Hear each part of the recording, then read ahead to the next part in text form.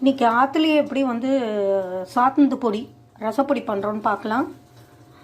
ரொம்ப சிம்பிள் தான்.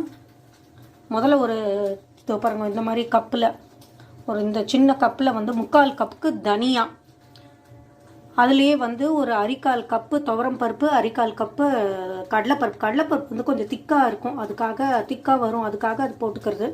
2 வரமிளகா தான் நான் வச்சுன்னு இருக்கேன், எனக்கு காரம் ரொம்ப வேண்டான்ட்டு. அப்புறம் ஒரு 2 ஸ்பூன் ஜீரகம், 2 ஸ்பூன் மிளகு, அவ்வளோதான். இது வந்து உப்பு இல்லாமல் தான் அரைக்க போகிறோம், அதுவும் பச்சையாக தான். இதுக்கு வந்து வானாயில் போட்டு வறுக்கிறதோ இது பண்ணுறதோ எதுவுமே கிடையாது. இது எல்லாத்தையுமே நம்ம வந்து முன்னாடிலாம் ஏந்திரத்தில் வந்து அரைப்பான், இல்லை நம்ம வந்து இப்போ வந்து மிஷினில் கொடுத்து அரைச்சிக்கலாம். நான் வந்து மிக்சியில் தான் அரைக்க போகிறேன். இது எல்லாத்தையுமே நைஸாக இல்லாமல் கொஞ்சம் குறைன்னு அரைச்சிப்போம்.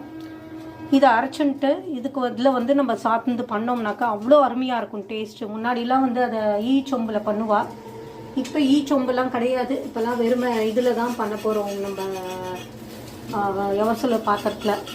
இதுக்கு வந்து நம்ம புளியெல்லாம் கரைச்சிக்க வேண்டிய அவசியமே கிடையாது. நல்லா புளியை வந்து நல்லா உருட்டி நல்லா ஒரு 2 டம்ளர் ஜலத்தில் வந்து அதை போட்டு உப்பு பெருங்காயம், ஒரே ஒரு தக்காளியை வந்து நல்லா கிள்ளி 2 கிள்ளி கூட அப்படியே போட்டுடலாம்.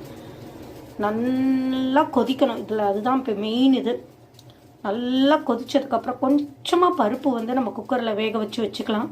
அது நல்லா கரைச்சி வெறும் பருப்பு ஜலம் நல்லா கொதிச்சதுக்கப்புறம் அந்த பருப்பு ஜலத்தையும் குத்தி அதுவும் நல்லா கொதிக்கணும்.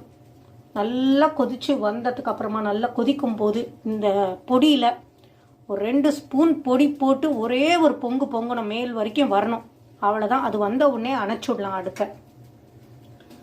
கடுகு திருமாறிட்டு கொத்தமல்லி கருவேப்பிலை மேலோட போட்டோம்னா அவ்வளோ அருமையாக இருக்கும் இந்த டேஸ்ட்டு.